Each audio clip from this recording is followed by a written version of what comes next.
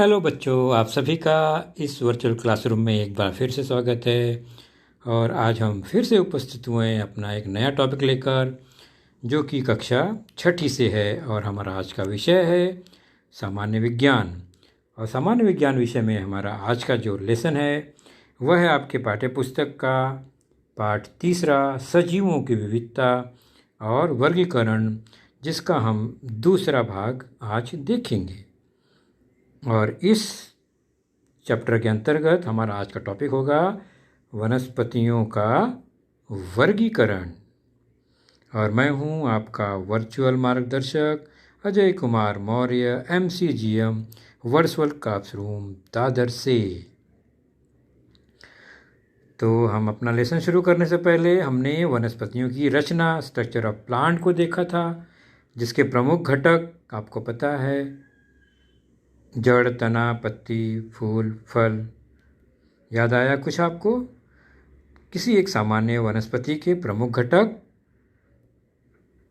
जड़, तना, पत्ते, फूल और फल।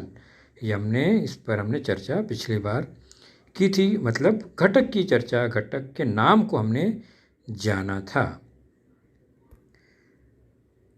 तो किसी वनस्पति की रचना में प्रमुख घटक हैं जड़, तना, पत्ते, फूल और फल।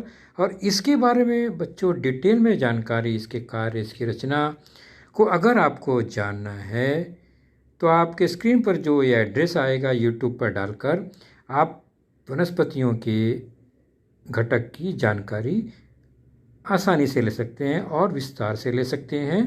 यूट्यूब पर टाइप करेंगे अजय कुमार मौर्य VTC दादर, और उसमें आप 7वीं कक्षा के वीडियो में सामान्य विज्ञान पार्ट 2 वनस्पति रचना और कार्य का 3 पार्ट वाला वीडियो है। उसको आप देखेंगे तो आपको वनस्पति की रचना के बारे में संपूर्ण जानकारी मिल जाएगी। उस पर हमें आज यहाँ चर्चा नहीं करनी है। तो हम आगे बढ़ेंगे अपने घटक की ओर। तो हमने अब तक सीखा कि हमारे चारों ओर असंख्य प्रकार की वनस्पतियां पाई जाती हैं।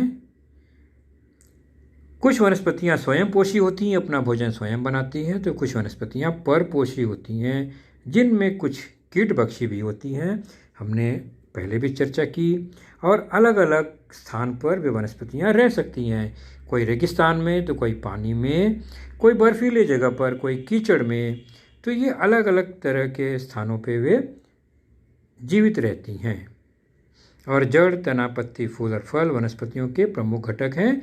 ये हमारी अब तक की चर्चा रही है।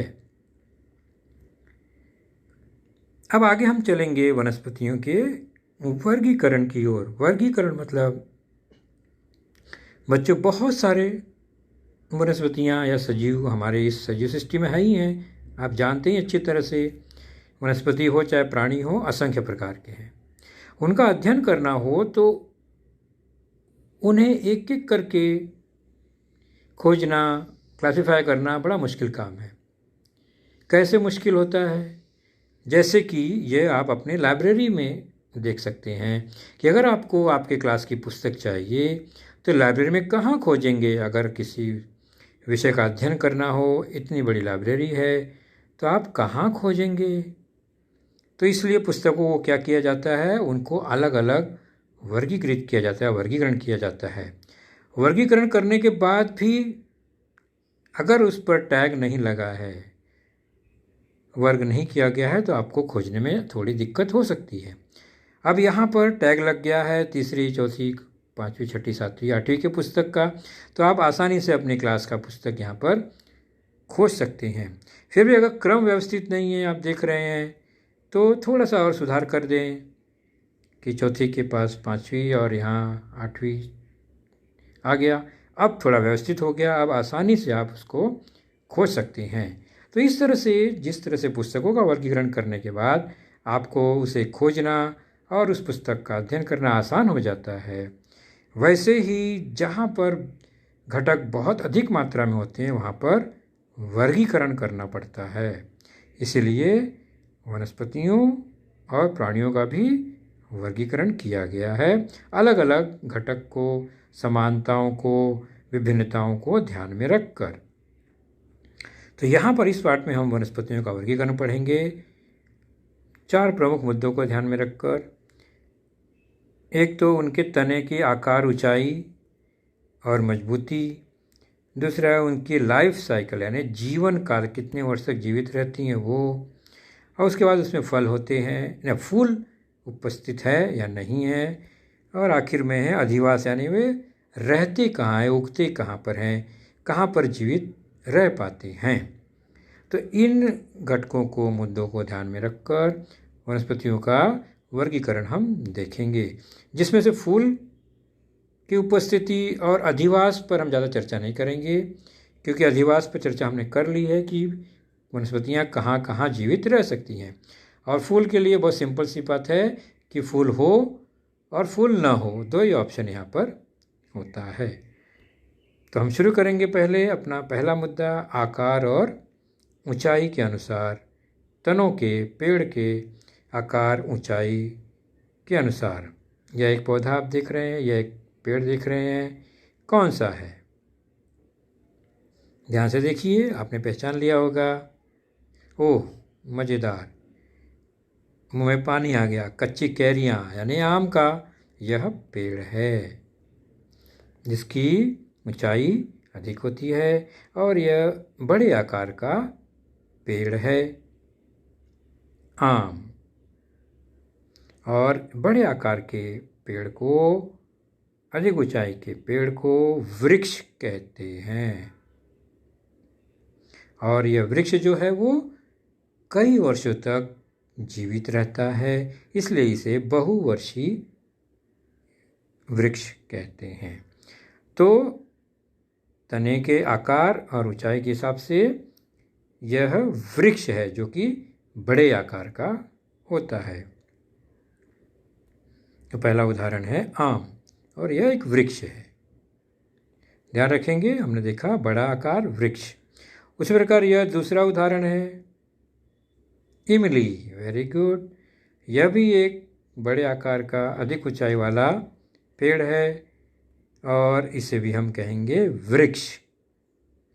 और यह भी बहुवर्षीय होता है, अनेकों वर्षों तक यह जीवित रहता है।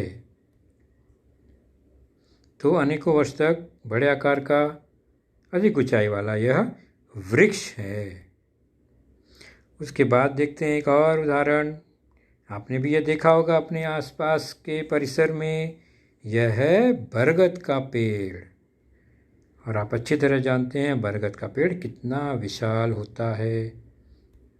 तो निश्चित है कि यह पेड़ भी वृक्ष कहलाएगा और यह कई वर्षों तक, सैकड़ों वर्षों तक भी जीवित रहता है।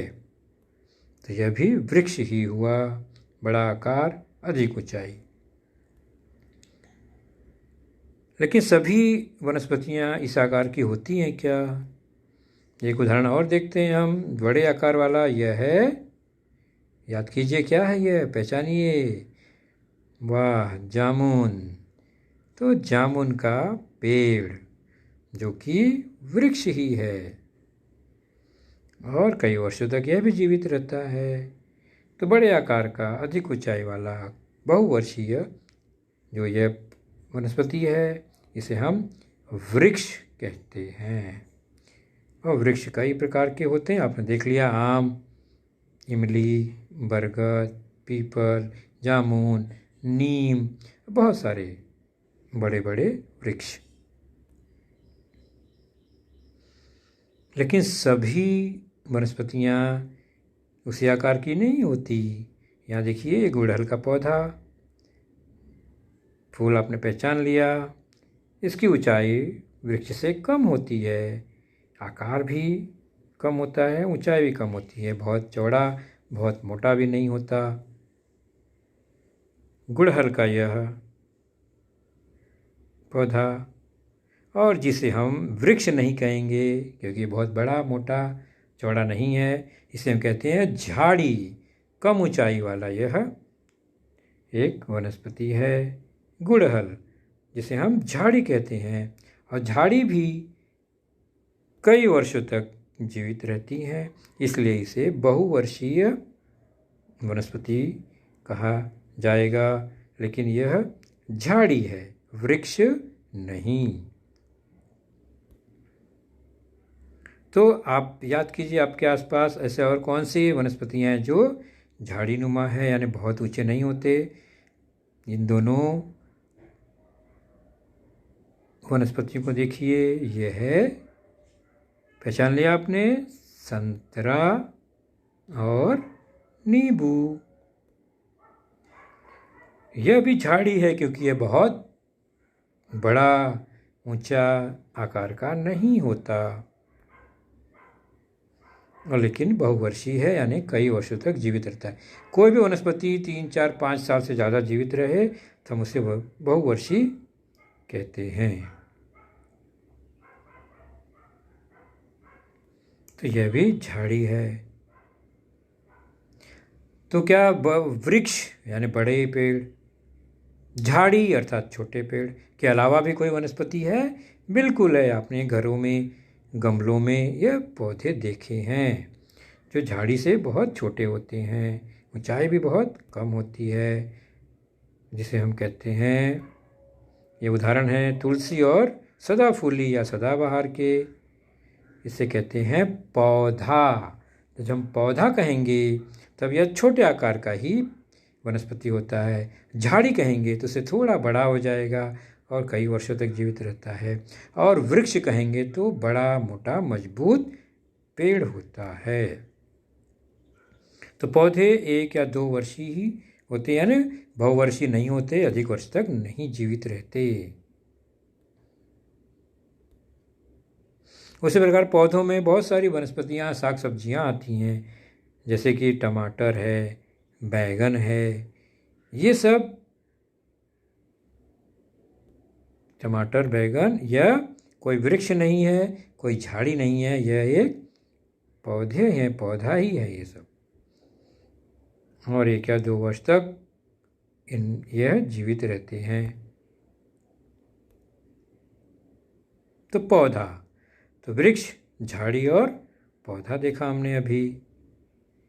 तो तने की ऊंचाई और आकार के अनुसार हमने 3 महत्वपूर्ण प्रकार देखे। एक पौधा छोटा वाला, झाड़ी उससे बड़ी कई वर्षों तक की, और वृक्ष बड़ा, मोटा और बहुवर्षीय यह भी होता है। बैगन पौधा 3 से 5 फुट, 1-1.5 मीटर, झाड़ी 5 फुट से बड़े, 10 फुट या 3-4 मीटर तक, और उससे बड़े वृक्ष 10 फुट से 10 मीटर तक, 20 मीटर तक, 30 मीटर तक भी हो सकते हैं। तो यह तने के आकार, ऊंचाई के अनुसार 3 प्रमुख विभाग या वर्गीकरण हुआ वृक्ष का, वृक्ष, झाड़ी और पौधा।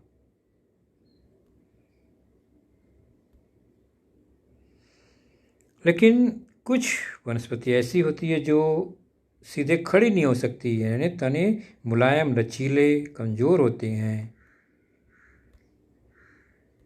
याद कीजिए अपने आसपास, ये है तरबूज और करेला। यह किसी के सहारे ही बढ़ती हैं या ज़मीन पर फैलती हैं, खड़ी नहीं हो सकती। इसे हम कहते हैं लताएं। क्या कहते हैं? लताएं या लता है ये। लता मतलब वैसा पौधा, वनस्पति जो खुद खड़ा नहीं हो सकता है, जैसे कि आम खड़ा है और नींबू खड़ा था, तुलसी का पौधा भी खड़ा है। लेकिन ये जो कमज़ोर लचीले तना वाले वनस्पतियां हैं, इसे हम लता कहते हैं। और उदाहरण के तौर पर तरबूज और करेला है यहाँ पर। और भी कुछ हैं तना के रूप में जो कमज़ोर हैं, जो लता कहलाएंगी। ज़रा याद कीजिए, ये है हमारे घरों में बढ़ने वाला मनी प्लांट। इसे हम सहारा देकर ग्रिल पे बाम्बू के धागे की सहायता से इसको चढ़ा सकते हैं दिशा में। उसी तरह यह कद्दू सब्जी बड़ा बड़ा, यह भी लता या बेल के रूप में होता है। इसकी सब्जियां खाए हैं ना आप लोग भी, तो कमज़ोर तनाएं हैं, इसे लता या बेल कहा जाता है। मनी प्लांट और कद्दू भी इसका ही उदाहरण है, लता का। और ये है ककड़ी, खीरा और अंगूर भी। यह भी कमज़ोर तने वाली वनस्पतियां हैं। सहारा देकर ये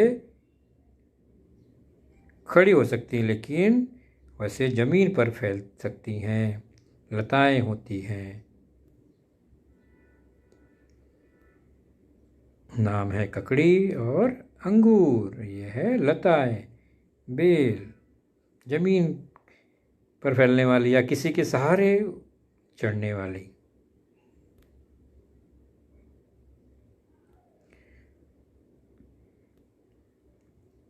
तो हमने देखा तने के हिसाब से वृक्ष, झाड़ी, पौधा और लचीला लता, ये 4 प्रकार हमने देखे। वो तने की मजबूती के हिसाब से ही था। अब हम देखते हैं उनके जीवन काल के अनुसार कौन से प्रकार होते हैं। तो उसमें ज़्यादा चर्चा हमें नहीं करना है। 1 वर्ष तक लगभग जीवित रहने वाले जितने भी वनस्पतियां हैं उन्हें 1 वर्षीय कहते हैं। जैसे ज्वार, बाजरा, मक्का, गेहूँ, आप इसको जानते ही हैं नाम। उसी प्रकार द्विवर्षीय यानी 1 साल से अधिक, 2 साल के आसपास तक गाजर, चुकंदर, मूली इत्यादि जो होते हैं, ये वनस्पतियाँ लगभग 2 साल तक जीवित रह सकती हैं। और बहुवर्षीय में हमने देखा झाड़ियाँ और वृक्ष जो होते हैं बहुत सारे, वो बहुवर्षीय होते हैं। गुड़हल, आम, इमली, बरगद, नींबू, ये सब बहुवर्षीय कहलाते हैं, यानी कई वर्षों तक जीवित रहते हैं। उसी प्रकार फूलों की उपस्थिति अनुसार हमें ज़्यादा चर्चा नहीं करनी है। बस इतना ध्यान रखिए, जिन पौधों में हमें फूल मिलते हैं, स्पष्ट दिखाई देते हैं, छोटे बड़े आकार के, चाहे गुड़हल हो, गेंदा हो, गुलाब हो, इन्हें हम सपुष्प वनस्पति कहते हैं, यानी फूल युक्त वनस्पतियाँ। तो वनस्पति सपुष्प। और कुछ पौधे ऐसे भी होते हैं जिनमें कभी भी फूल नहीं आते। तो फूल वाले वनस्पति गुलाब, गेंदा, गुड़हल, इवन इमली में भी छोटे छोटे फूल आते हैं। लेकिन कुछ वनस्पतियां ऐसी हैं, जैसे ये कुकुरमुत्ता या एलोवेरा, ऐसी वनस्पतियां, और फिर और स्पायरोगायरा और बहुत सारे फफूंद, इनमें फूल नहीं दिखाई देते, जिसे हम अपुष्प वनस्पति कहते हैं। पुष्प मतलब फूल होता है, तो स मतलब फूल होना, अ मतलब फूल नहीं होना। तो फफूद, फर्न, घृतकुमारिका जैसे एलोवेरा, कुकुरमुत्ता ये फफूद, स्पायरोगायरा, ऐसे बहुत सारे वनस्पतियाँ हैं जिनमें ये पुष्प यानी फूल वाले अंग नहीं पाए जाते, नहीं दिखाई देते। तो सपुष्प, अपुष्प। तो चलिए हम सीधे चलते हैं स्वाध्याय पर, क्योंकि अधिवास के अनुसार यानी रहने के स्थान के अनुसार पर चर्चा हमने अपने पहले लेसन में कर लिए हैं। वनस्पतियाँ अलग अलग स्थान पर कौन कौन से स्थान पर जीवित रहती हैं। सीधे चलेंगे हम स्वाध्याय पेज नंबर 25 पर आपके पाठ्य पुस्तक में, जिसमें प्रश्न है असंगत पहचानना। यानी ग्रुप है 4-4 का, उनमें उन ग्रुप में गट में न बैठने वाला घटक पहचानना है। जैसे अ है फफूंदी, कुकुरमुत्ता, सेवंती, स्पायरोगायरा। अब ध्यान से देखिए इसमें कौन सा अलग है। मैं बता दूं, इसमें हिंट देता हूं कि इनमें 3 जो हैं अपुष्प हैं, 1 जो है सपुष्प है। देखते हैं, आम, बरगद, ताड़, चना, इन चारों में मैं हिंट देता हूँ कि 3 जो हैं वृक्ष हैं और एक जो है पौधा है। ई में देखते हैं अंगूर, संतरा, नींबू, गुड़हल। इन चारों में एक जो है लता है, 3 जो है लता नहीं है, झाड़ियां हैं। ई में देखें सूर्यमुखी, बरगद, ज्वार, बाजरा। इन चारों में एक जो है बहुवर्षी है और बाकी जो है वो एक वर्षी, द्विवर्षी में ही है। वह एक वर्षी और एक है जो बहुवर्षी है। कौन सा है आप पहचान लेंगे। और आखिरी जो उदाहरण है अमरूद, मूली, गाजर, चुकंदर। इनमें 3 जो है द्विवर्षी है और एक जो है बहुवर्षी है। आपने उत्तर खोजा? नहीं खोजा तो एक बार मैं हिंट देता हूँ झटपट। अब इसको आप अपनी नोटबुक में बिल्कुल अलग करेंगे कि असंगत कौन है। तो बच्चों, आज का लेसन हमारा यही समाप्त होगा। और मैंने बताया जैसे कि वनस्पतियों की रचना के भाग को अगर देखना है, जानना है, तो YouTube पर ये अजय कुमार मौर्य BTC दादा टाइप कीजिए और 7वीं कक्षा के सामान्य विज्ञान के वनस्पति रचना और कार्य के वीडियो को देखेंगे तो आपको वनस्पति के प्रमुख भागों के बारे में अधिक जानकारी प्राप्त हो जाएगी। तो आज का लेसन हमारा यहीं समाप्त। अपना ख्याल रखिए। Goodbye, take care, thank you.